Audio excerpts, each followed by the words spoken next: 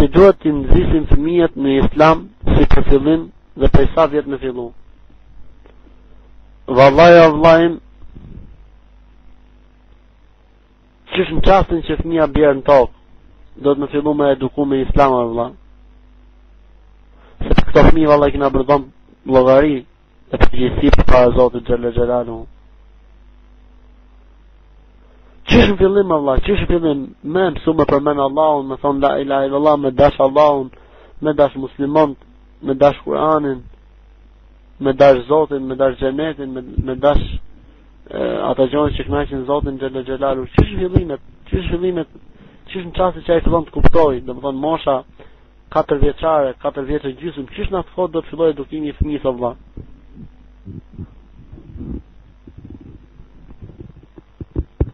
Qysh moshën 4 vjeçare, 4 e gjysmë. A nuk e diti se kopshtet fillojnë në këtë moshë? Pse fillojnë kopshtet në këtë moshë? Sepse fëmijët fillojnë të konceptojnë dhe të kuptojnë gjërat në këtë kohë. Kështu që qysh aty fillon burmosja e fëmijës.